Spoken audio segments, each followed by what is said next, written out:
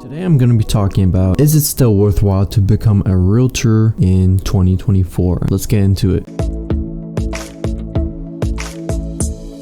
So with the growing concerns of what's going on in the real estate market, if you're watching this video and you're either still on the fence of becoming a realtor and getting your license, or you might already have your license and somewhat getting your foot in the game, but you're not quite sure if it's for you or if it's going to be a long-term career due to what's really going on with the whole NAR lawsuit, if they're going to get rid of buyer agency and what the whole deal with that is, and with just in general the real estate market where it's heading to with low inventory, the market's slowing down, home prices, and so on and so forth. Before we jump into the pros and cons, I wanted to just go over some statistics of numbers of realtors. Alright, looking at the number of realtors in the United States, as mentioned here on the website of Ruby Home, there are currently an estimated 2 million active real estate licenses, and 1.56 million of them are associated with the NAR. The rest of them are licensed but not members of the NAR. Going down to some statistics, Florida, California, and Texas are the states with the most amount of realtors. Looking at just some basic numbers here, you can find your states and see how many realtors there are. I'm located in Virginia, so we have close to 37,000. And so it says, is the number of realtors growing or declining? So since COVID, I'd say since 2020, we've seen a big jump of realtors due to the housing market that was booming. We saw home prices increase, and that's usually when realtors start getting into the business, when the market's at an all-time high or is super hot. Homes are flying off the market. And so what I believe is when we see 2024, I wouldn't be surprised if we see a decline in realtors just due to the competitiveness of the market, the economy when it's cooling off, or especially currently with all-time low inventory, it's just going to get so much more competitive between realtors. And so some of them might be full-time, some of them might be part-time, some of them might just do it as a gig or just to have their license. Just because there's close to 2 million realtors doesn't mean they're all actively pursuing it as a career. The next thing I just wanted to go in before I hop into the pros and cons of become a realtor and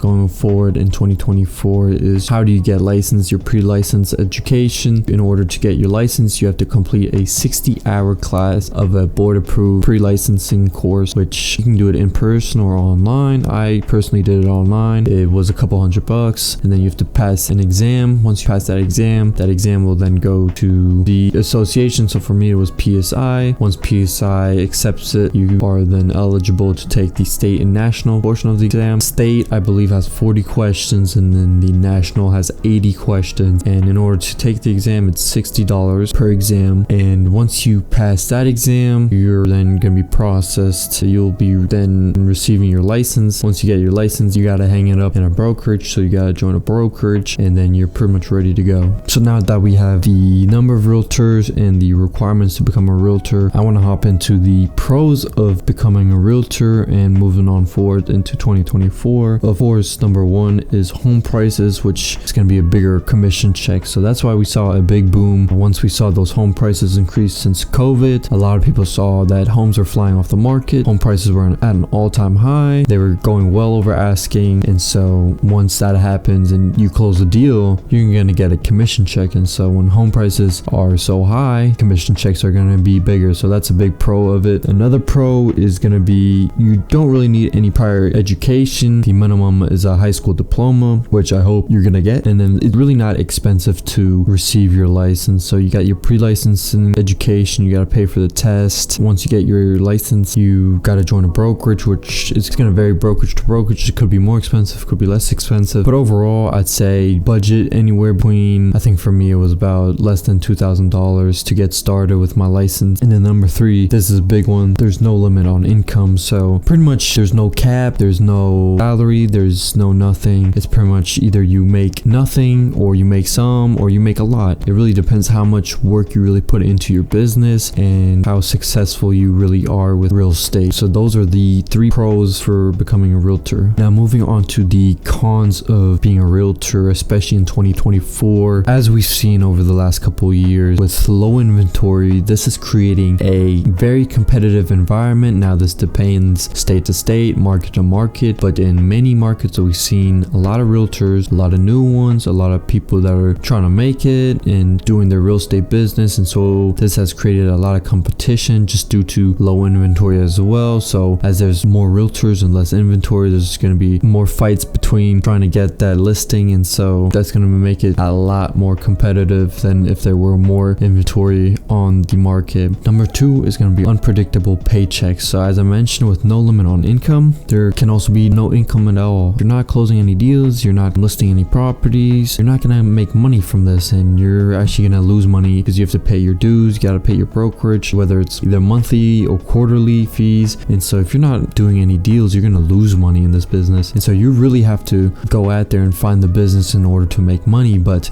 if you're really good at it, as I mentioned, there's no limit on the income, but the checks might be unpredictable. So you could have a really good month, but then you could have a really bad month. So you got to really make sure you budget your money correctly so that you don't fall behind or you don't make enough money and then you got to leave the business. So that's number 2 with the cons. So with the last one, number 3, there is technically no retirement or health insurance. So with a standard corporate job, they offer you retirement, they offer you health insurance, dental insurance, but with real estate, you're independent contractor, so you have to pay everything out of pocket. I've heard that eXp Realty does offer some sort of health insurance, but I'm not too familiar with that. But for majority of the brokerages, they don't offer something like that. So everything's out of pocket, and you got to remind yourself that with taxes as well, independent contractors get taxed the highest. Of course, if you're self-employed, you can write a lot of things off, but you are in the highest tax bracket due to you being an independent contractor. So that can be a big con depending on your outlook. You need health insurance, dental insurance, or for any retirement savings. This job is not going to provide that. That's going to be the 3rd con, and once again, the choice is yours. You can make a lot of money, you can make no money in this business. It really comes down to your drive, if you really want to make it, and if you want to pursue this as a career. So I hope you guys enjoyed this video. Please make sure to like, comment, subscribe, and I'll see y'all in the next time. Peace.